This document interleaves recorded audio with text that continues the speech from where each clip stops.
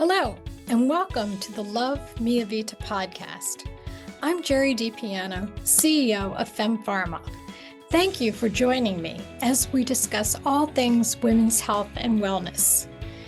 Please note that this information is simply that. It's information to help you to think through your decisions. Please consult your medical practitioner to discuss your personal situation. Thank you. So today, my guest on the Love Mia Vita podcast and part of the WIN series, Women Inspiring Nonconformity, is Danika Kelly, who is the CEO and founder of My Normative. Welcome, Danika. It's so nice to see you, and thank you so much for agreeing to be my guest on Love Mia Vita podcast. Thank you so much for having me. It feels like this has been a long time coming. Yes, it really has. But your company is really inspiring all of us to think more about the ways in which women's health, and specifically women's health through the transition, really needs to be investigated in a more rigorous way. So I am so excited to learn more about My Normative. And I'm also happy to say that many of the listeners will be excited and energized by this conversation because what you're doing is truly groundbreaking and needed, so needed. So, first of all, let's hear about you, Danika. Sure. So my background was in medical anthropology before kind of starting this journey. And I think it gave me a unique lens on looking at health and wellness, both from a culture-bound concept, but also from a systems and systematic perspective, thinking about what are the ways that we assume things are normal that may not be, and things that we may assume are scientifically rigorous and valid and may not be, because I'll maybe irk some scientists on the call, but even science is culture bound, right? The limits to how we think about the questions that we ask and the way by which we ask them is dictated by the cultural and social fabric that we are a part of. And so I observed kind of in my own studies and in my own work that there seemed to be this deficit in asking the question of whether or not the way by which we are capturing that data was precluding some of the outputs and outcomes and health inequities that we were seeing in kind of real life around sex and gender differences in the healthcare system. And we know that because I've been doing research for many years, starting with big pharma for the multinational companies, and then over 25 years at FemPharma, where we still do prescription pharmaceuticals as well as consumer products, that to a large extent, women were left out of the equation.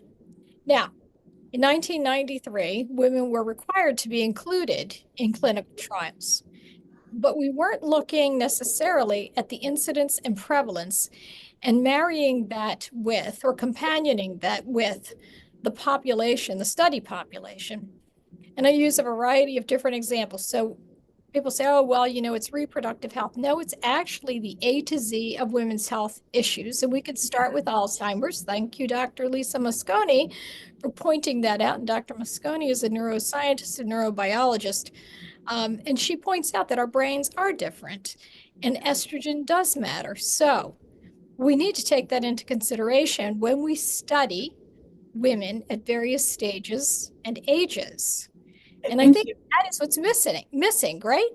I totally agree. I think there's three things you've hit on there that maybe are great segues into further conversation. One is that the change was simply for inclusion. It wasn't actually for any sort of differentiated assessment of the female body, which is it's a barrier we still see today, right? People will go, oh, well, we have 30% of our study is women identifying, and therefore we are hitting our threshold. But as the old adage is, you can't assess a fish or you can't judge a fish by its ability to climb a tree. And so as long as we are still measuring females as males and assessing them as males, their inclusion may or may not be actually having the impact that we are looking for it to have, right? That's a really, really challenging thing.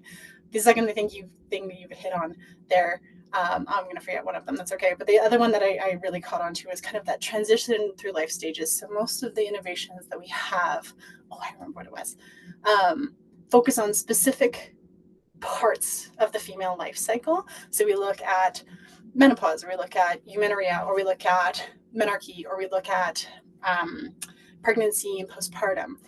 But up until this point, we haven't actually assessed the female body through time and allowed the female body to age, right? We look at the impacts of pregnancy on the body, but we don't look at how the impacts of pregnancy impact menopause, how they impact Alzheimer's. We don't tie those things together through time. And that is a huge deficit in the scientific world. And the third part, I think, which you've hit on really well, is because we have traditionally focused on women's health in those reproductive life stages, we don't see the knock-ons of how that impacts Alzheimer's or cardiovascular disease. And we're just starting to move beyond what people, I think, have colloquially dubbed those bikini sciences into understanding that these changes the female body goes through time that are unique have knock-on effects in every area of health and every major system in the body. Absolutely. And I love something that you just said, bikini science. So at one of the first investor meetings where I presented, I think I got the attention of the disproportionate male audience by saying women are more than a set of breasts, a uterus, ovaries, and a vagina. And there were men that slid under their chairs pretty much or gasped, their mouths dropped. But it's true. And it's unfortunate because women have always been viewed as the default male. And it starts with medical school education. So there is an initiative underway by the Medical Students Student Association to incorporate many of these types of things into their medical school education so they are much more tuned in to sex-based differences, because we have to keep in mind that sex and gender are different, right?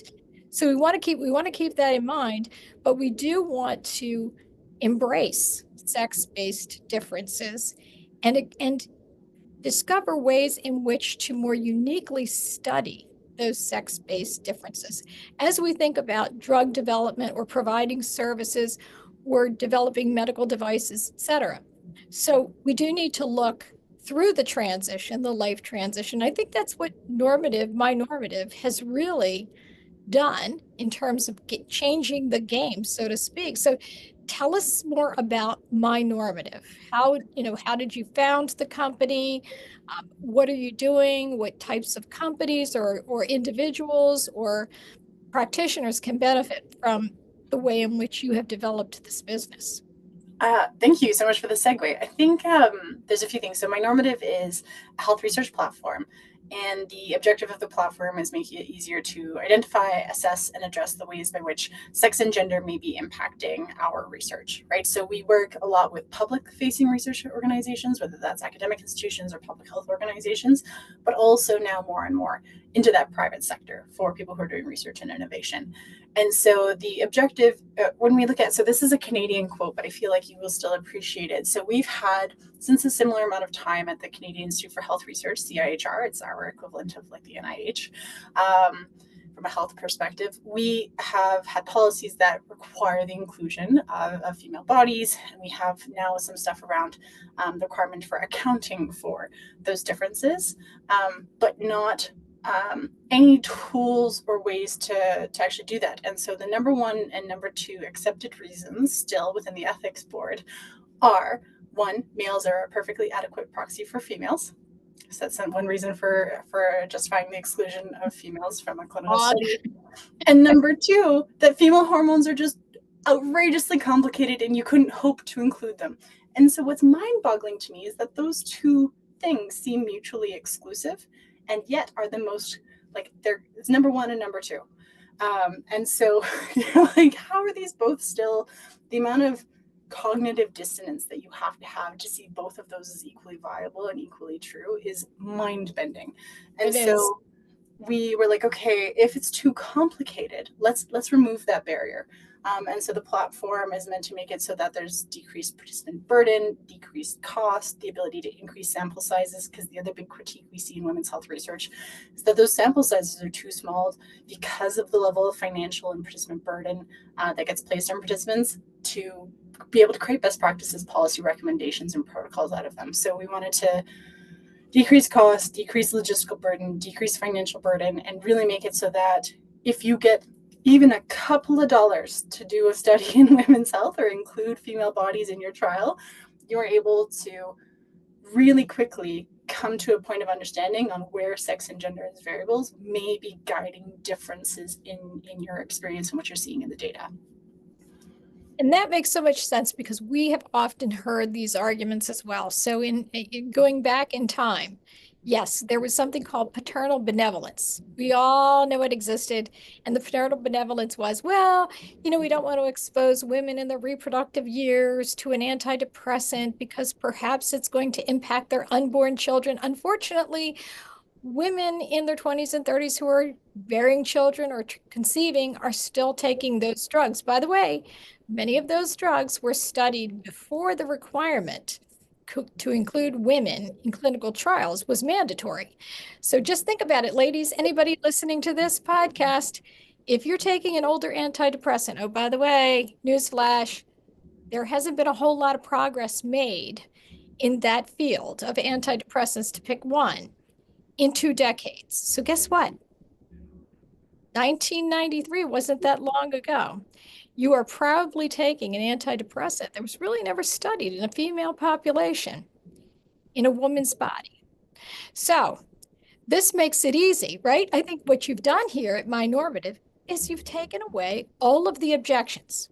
Number one, we can do all the tracking. Number two, we can reduce the cost. Number three, we can easily recruit study participants. This is not mind-boggling any longer, or you can't find an excuse Yeah, to that's exclude. really the goal, right? And so obviously most of our adoption to this point is people who already have drunk the Kool-Aid, right? They're like, I know that women's health is important. I know that female bodies are unique or different, and I want to account for that. The big, I think, like saturation point that we're all chomping at the bit for is what happens when we are not just looking at female specific use cases and when we're looking at things that may just impact female bodies differently or disproportionately. And that's, I think, culturally, when that tip over happens, we're going to have a whack of eureka moments within the life sciences community in terms of understanding where antidepressants may need to be tailored to the female population, or where heart disease medications need to be tailored to that female population. You talk about how pregnancy-related complications may impact women later in life during the transition. And it is so true. We just did a podcast recently on cardiometabolic health. And Yeah. one of the examples that we raise is women who have preeclampsia are Yep. at risk for more cardiovascular issues than women who haven't had those types of issues during their pregnancy. And by the way, it makes sense. If you've had hemorrhaging, if you've had preeclampsia, if you've had gestational diabetes, all these increase your risk factors as you move into the transition. But have we studied that? We know the answer. Sadly, the answer is we haven't adequately studied it. So let's talk about some examples of where My Normative could play a role. Could be if you are a drug developer like FemPharma or one of the FemPharma companies. Where do you tailor this? So we work in conditions like endometriosis and overactive bladder, et cetera. We work on the consumer side too, as you know. But using that as an example, how would we use My Normative? That's a really good question. And I think that's often the crux of it. I think for so many people, the system is so entrenched on the way to do it now that the idea of accounting for these variables it can be quite overwhelming. And so maybe I'll take a two-pronged approach to this. So the first one is just like the practicalities. And then maybe the extra conversation is the advantages of doing it that way, because those are kind of two different arguments. For there's like the moral impetus of you should do this, and here's the Yes. practicalities of doing it, and then here's all of the cool advantages that come out of that. So you would stand up My Normative like you would any other observational or interventional study. So we have a companion app that is the participant interface. So if you have data collection points or appointment notifications or anything else that you want to do, basically what happens is the researcher goes in, they set up, here's my project, here's how long I want to surveil people for, here's the amount of people I want to collect, here are the geographies from which I will be collecting them, here are the questions I want to ask them at the frequency at which I want them collected, here are the biomarkers or the biometrics I want to collect in addition to that. All that gets packaged up nicely, shipped into the My Normative app. Somebody goes into My Normative, finds the study, signs up, goes through informed consent, And once they've gone through informed consent, the app, I will call it magically because I'm not the technical founder, magically transitions itself into being the app that is specifically designed to capture those data points for that research study. And then from that, it's just a normal research experience. The interesting underpinnings is that if you are a female participant, we have tied it to whatever your reproductive life stage is. And so there may be questions that only populate prior to ovulatory events. There may be questions that only populate prior to a bleed or during a bleed, or in each clinically relevant hormonal stage that you go through. And what this does, it allows us to understand how the data you capture is differentiated across the hormonal states and the reproductive life cycle of the female body, so that if there are differences in how the body reacts to the COVID vaccine in perimenopause and menopause, that gets flagged fast. And you can start to understand where there may be additional market opportunities for your products, or where there might be some risks that you need to manage within different populations, right? So I would definitely acknowledge there's a little bit of a double-edged sword there from a product development standpoint, but citing McKinsey, like there's a $1.6 trillion women's health opportunity here. And so finding out more about the differences across sex and gender is only going to, I think, arguably open up your market in terms of understanding where the gaps are in female health, versus close it, right? So that's the basics of it. And so implementations for us have been in academic contests, so observational studies on how a specific disease or illness interfaces with that hormonal variability. Also in terms of interventional, so seeing if we're running this and we're doing this intervention, does that efficacy or efficiency change across those hormonal life stages? All of those sorts of pieces, it just gets built in so that you, as the researcher, the data just gets organized into those states, and it allows the differences to emerge faster versus you going through and being, oh, I collected that August 3rd. Was August 3rd in a high estrogen state and a high progesterone? Where was August 3rd? And so instead of you being responsible for all of this intellectual legwork, it's just put into your data set that way so that it's easier for you to understand. We look at things like mood disorders as a prime example for Yeah. where this makes so much sense, because we know that in the DSM-5 revised, there is a mood disorder, which is PMDD. Yes. Okay, and it's associated with your menstrual cycle. So for those that are not very accustomed to looking at these types of resources, this is the Bible, as it were, for illnesses, for mood disorders, etc. And so there's a description of what PMDD is: premenstrual dysphoric disorder. Yeah. It's another way of saying you have a bit of a mood disorder, but it is tied to your cycle, right? Yes. Now, where is it worse? So if you are administering an antidepressant, perhaps you want to titrate the dose or change the dosage regimen when you know that things are becoming worse. That would allow you, as a drug developer, to make different types of products, or to recommend different dosages or dosage regimens, Yeah. or target the therapy very specifically to a region where you know that this is impacting the overall absorption of the product, right? So lots of different ways to think about this, where it comes down to drugs that are uniquely suited to women. That's not to say that you wouldn't have products available for men. By the way, anytime we learn more about women, it benefits men as well, not just because you may have a partner who is a woman, or a mother or a sister, which is all, of course, great, but because you learn more about male bodies when you understand more so about the female body. So Oh, it's all good stuff. yeah. And I think the other piece to that is, to your point when we were talking about earlier, is it's not just understanding, PMDD or antidepressants. One of the things that I hear often anecdotally from women that again, understudied, there's some emerging study on it, but that when you go through a reproductive life stage transition, drugs that you've been on for 10 years, 20 years, 30 years, 40 years stop being effective to the same capacity. And so thinking about whether it's antidepressants or anything else, if you were on that and then you go through perimenopause, your relationship with dopamine is changing, or like everything is moving around. And so something, you start to feel a little bit stir crazy because something that worked for you for 30 years might not be working anymore.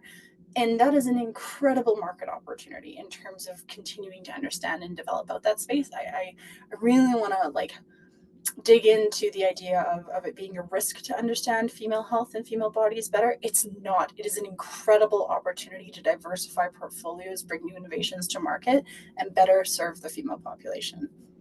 I'll give you another example that actually is very relevant. It's autoimmune diseases. So if you think about a Absolutely. disease like rheumatoid arthritis, so you think of RA, or you think of lupus, or any one of a number of autoimmune diseases, the course of the disease changes over time with your transition from the height of your reproductive age through perimenopause.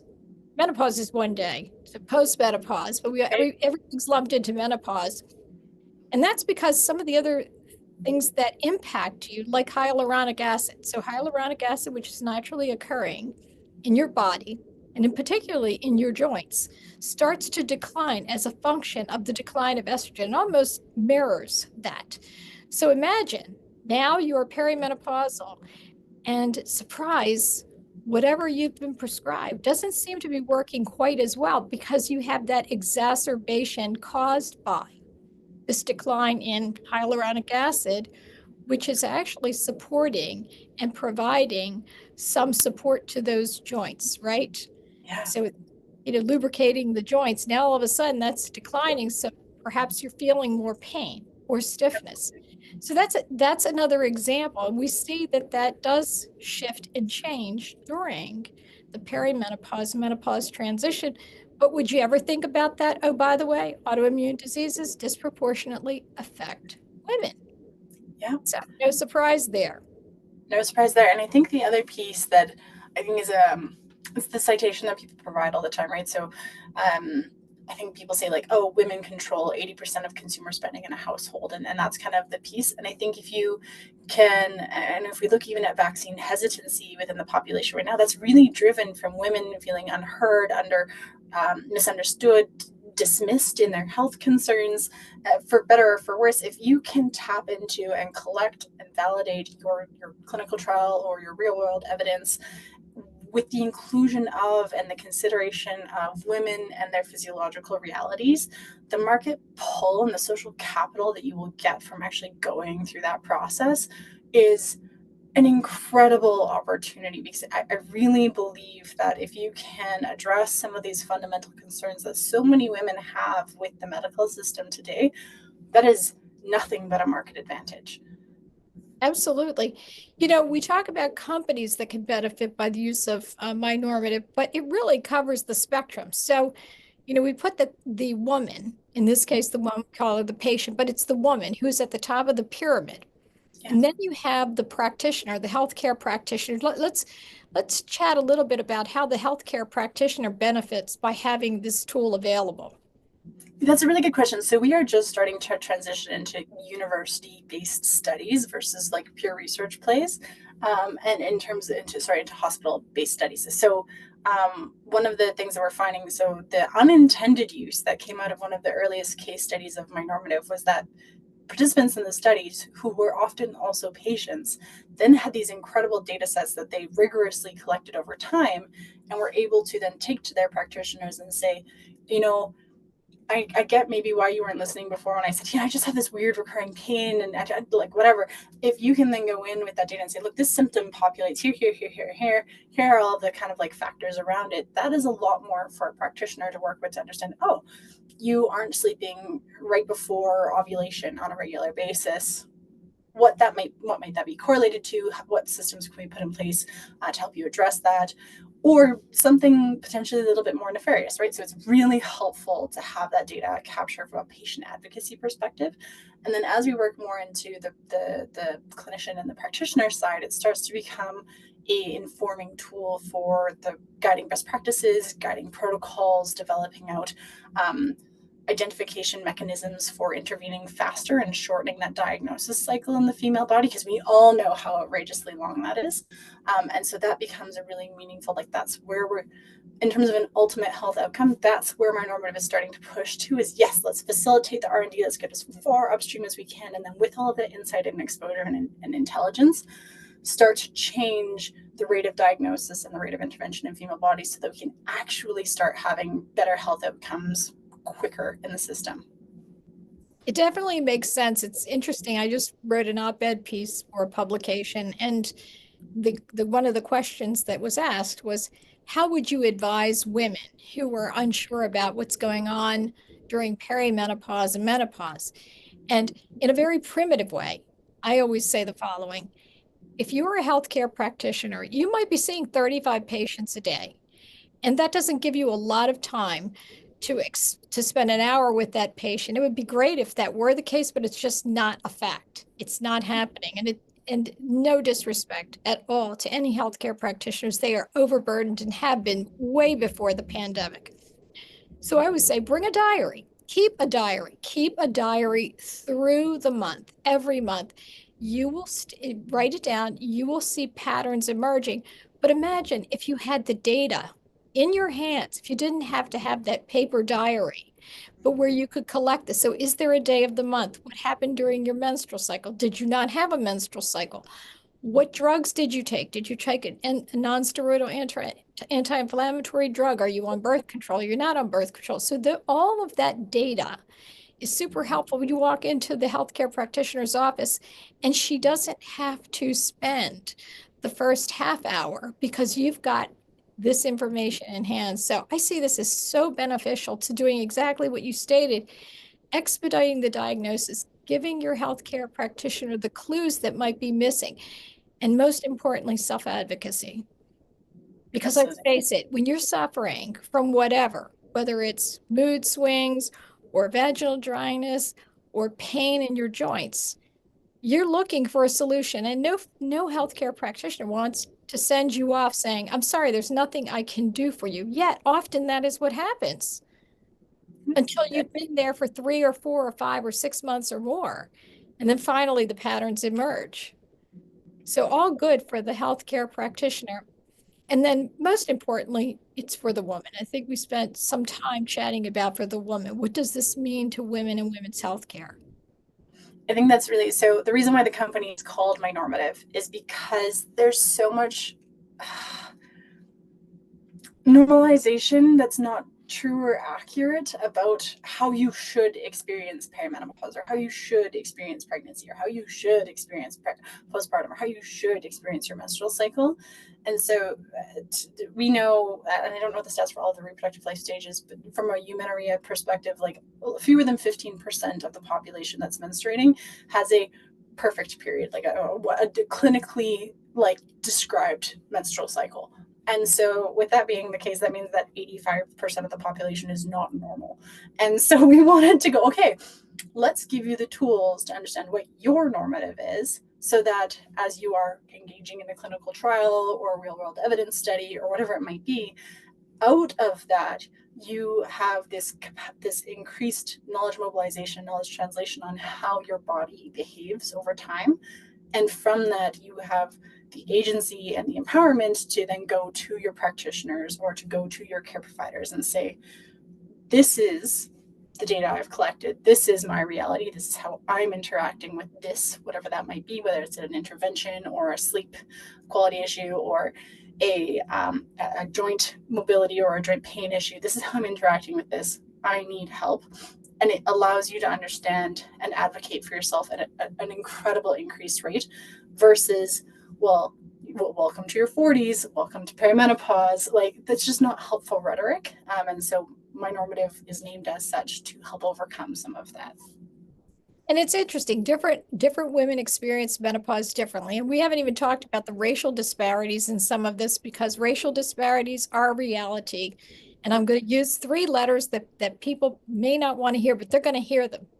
DEI, diversity, equity, and inclusion. DEI, say it again and again and again. We believe in that, because if we lack diversity, the populations that suffer are women and they are persons of color, and they are persons that define themselves differently. And we must take those populations into consideration because we know that the disparities exist.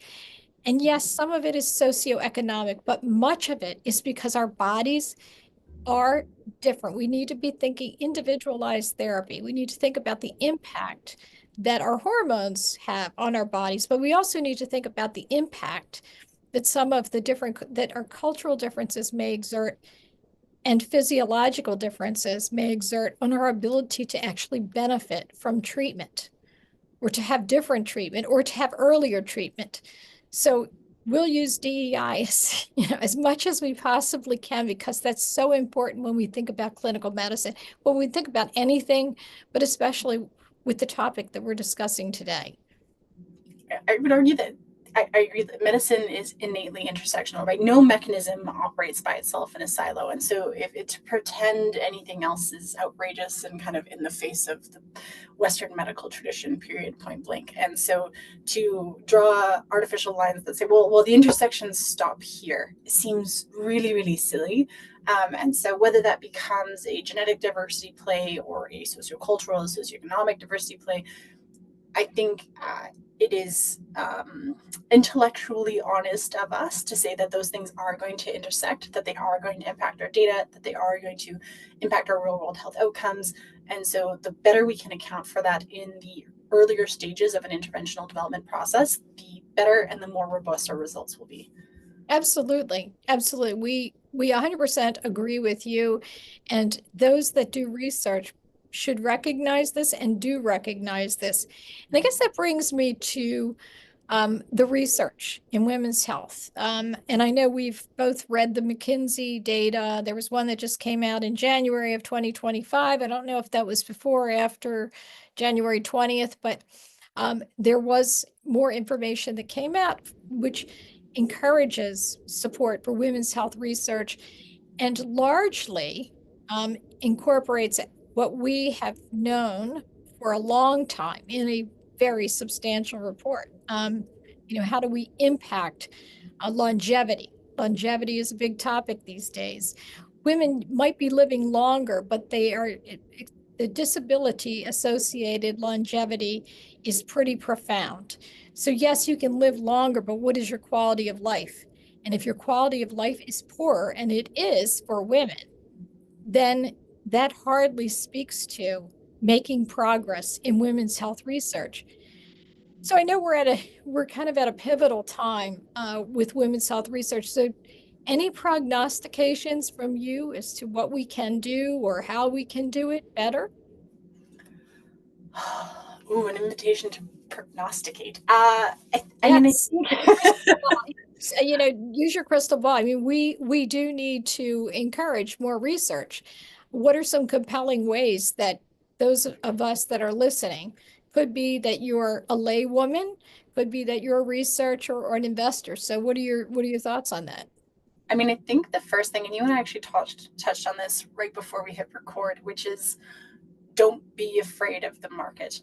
Unfortunately, women's health has always been fraught. It has almost always been politicized, and it has always been challenging. And so the innovators and the entrepreneurs and the researchers who are dedicated to this space are not afraid of this. They are used to this. They are going to continue to push through this. And so do not, I think, step off the gas. I think is like keep your foot on the pedal, because regardless of what any one government's administration is doing, I would say women's health is some of the most hardened innovators in the world because it's always been awful. And so whether you are an innovator directly or you are a just an advocate for or passionate person engaged in this space, I think it's not so much doesn't matter, words left me, a crystal ball moment, but I think it's words of encouragement of like, we have momentum, we've been through hard things before, and I don't think anyone is particularly afraid of continuing to push through what's going on. So whether you're an investor role, keep investing. If you up your investments, because the people who weather this are incredible and you're going to make an incredible return on that investment. If you are an innovator and you're able to find the funding, scrap together the pieces, reach out to my normative and reach out to me. I'm happy to point you in any sort of directions I can to help you make whatever budget you might have go further, farther, faster. And if you are a lay person or a non-academic, non-business person, get involved in your community, get involved in studies. I think that the more data we have, the faster we can start to make really meaningful, tangible arguments around implementation and the acceptance of new modes of thinking. That's brilliant. I love it. And you must have seen my pillow. So I'm just going to pull this up from behind me. It says, and yet she persisted. Right? It's been the theme for us for decades here because we keep marching, right? That's the, if anybody saw SUPs, that keep marching is a theme, but it is a theme for all of us that believe in continuing to fight for you, the woman, because you deserve it, because it's important, because if we encourage women's health research, it benefits all of us. It benefits the economy. It benefits men and women and children. It benefits all of us that care deeply about issues like brain health, physical health, mental health, societal health. So there are many reasons. And again, we look at the demographics, and the demographics should speak for themselves. If you think about the world's population, we are still the dominant force, even though we are not treated as the dominant force. So encouraging women's health and women's health research, not giving up, persevering, that will change the dynamic. Keep marching. Keep marching. Well, Danika, thank you so much for being our guest on the Love Mia Vita podcast.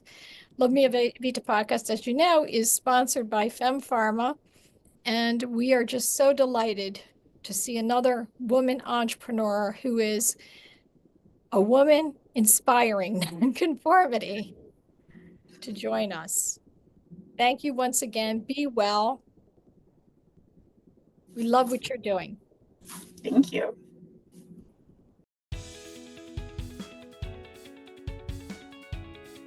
Thank you for joining us on the Love Mia Vita podcast. Love Mia Vita means love my life, and that is a mantra we should all live by.